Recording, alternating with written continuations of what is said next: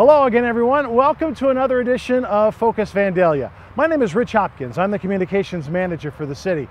And on today's program, we'll get you ready for the holiday season with news about Vandalia's Christmas tree that's going up in the first week in December. We've also got exciting news about a ribbon-cutting grand opening that means new jobs to the city of Vandalia. But our first stop today is here at Jeffers Park, one of the pocket parks here in the city of Vandalia. As you can see behind me, there's equipment and there's materials on standby as a major project gets underway very soon. Amidst the playground equipment and the shelter is a large supply of sewage lines, as Jeffers Park will serve as the primary staging area for a major sewer line project now underway in Vandalia's Skyview neighborhood. Vandalia Public Works Manager Rob Cron says the work being done now is a continuation of a project that's been underway for more than a year. We're getting ready to start the next phase of the Marview sewer relief.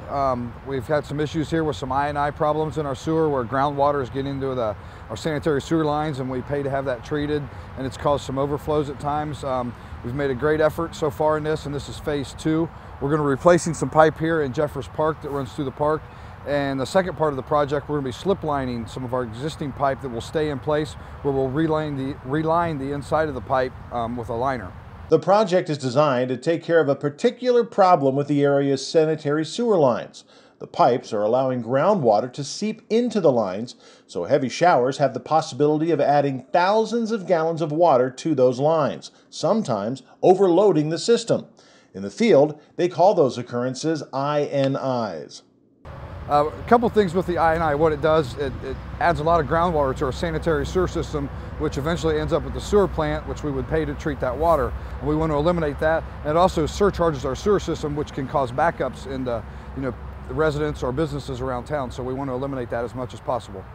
Cron says the work being done over the last year or so has made a substantial impact on the problem. Phase 1 really took care of a lot of our problems, but this will help eliminate most of any other surcharges we might have in our sewer line for the future. The project will take several weeks to complete, but will go a long way towards correcting a problem that's been troubling residents for a while. Cron says another major plus with this project is the answer to the question, who's paying for all of this? One of the good things about the sanitary sewer project we're doing here is we've got a grant through the Ohio Public Works Commission for part of the project, and the rest of the money will be coming through Tri-City Wastewater Authority and the I&I fund, which is to help eliminate these kind of problems like that. So very little, if any, city dollars will be spent on the project. As this project gets rolling, another major project wrapped up in late October, that being the Buttercup Avenue Street Reconstruction Project. The finished product with Buttercup is a brand new water line for the people on that street. We'll have a brand new storm sewer system in there with new catch basins, and then a brand new street base and asphalt for the whole entire street. And while folks are celebrating their new roadway on Buttercup, there's also a fair amount of celebrating taking place in Vandalia's Stone Quarry Crossings development, where logistics firm Carter Express recently held a ribbon-cutting event at their new state-of-the-art cross-dock facility. Assistant City Manager Greg Shackelford says the ribbon cutting was the cap to a 6-month ramp-up process. Carter officially opened out here. It was towards the end of May this year, but there was never really a time that they wanted to do this as they were transitioning in their routes and the logistic part with their trucks. So we decided a few months back, we made a plan with a few of their personnel and staff to do it on today, which is October 25th, and we're very blessed with a beautiful day today. The nice weather certainly made things enjoyable for the more than 100 people who helped to ring in the new facility, including officials from Carter's partial ownership company Hitachi and major customer Toyota.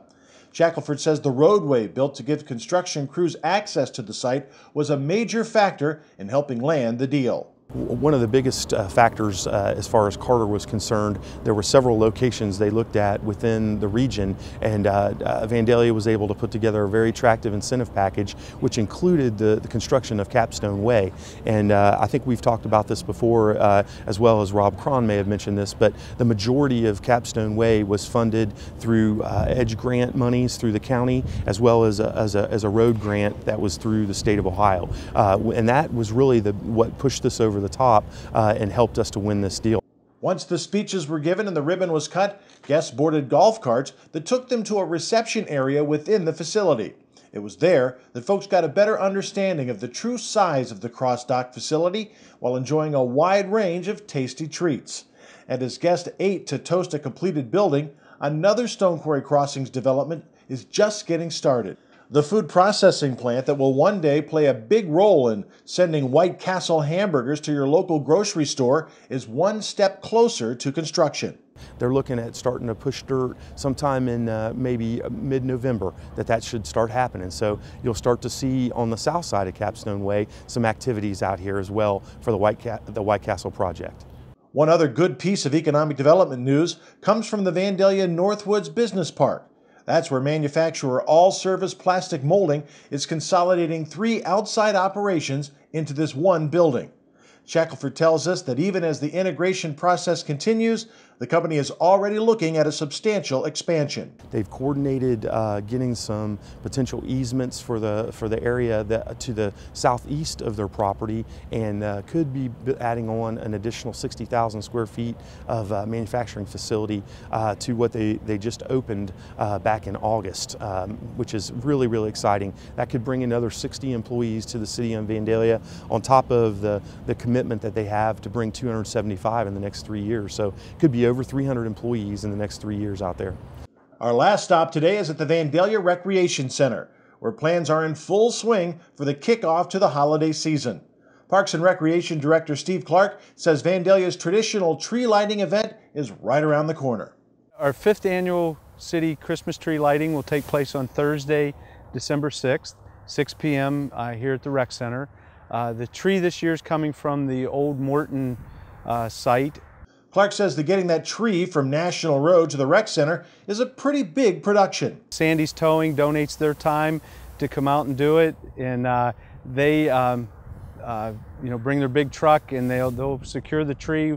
We'll cut it down, and then they put it on the back of one of their flatbeds and bring it over here to the Rec Center and place it for us. So it's a really cool process to watch. Once in place, the decorations begin in anticipation of the big night. Clark says the event has steadily grown over the years as more and more Vandalia residents come out to kick off the Yuletide season. We feel we get somewhere between 200 and 300 people. We'd like for that to grow, but that's a really nice crowd. We have some community groups that will be participating. We'll have our Vandalia Idol contest winners will be singing some Christmas songs as part of the evening. And of course, Santa Claus is the big hit, and he typically will arrive on a fire truck. The entire event is designed to help get us all into the holiday spirit, with a special nod to our young children. Clark says one way they work to involve school kids in the event is through a unique contest with a very cool grand prize. One of the other things that we'll have as part of the evening is in the weeks leading up to it, our staff will be working with the local schools for a coloring contest winners, or coloring contest, and we'll select some winners, and they come out and they get to be part of the evening. And they actually get to help the mayor flip the switch for the lights to come on, so that's always a special moment. One of the neat things about the Christmas tree lighting ceremony is that the refreshments are all free. Folks who show up will get a ticket voucher, which is good for hot chocolate and cookies. And again, the more the merrier. That's going to do it for this edition of Focus Vandalia. I'm Rich Hopkins. Thanks for watching, and we'll see you next time.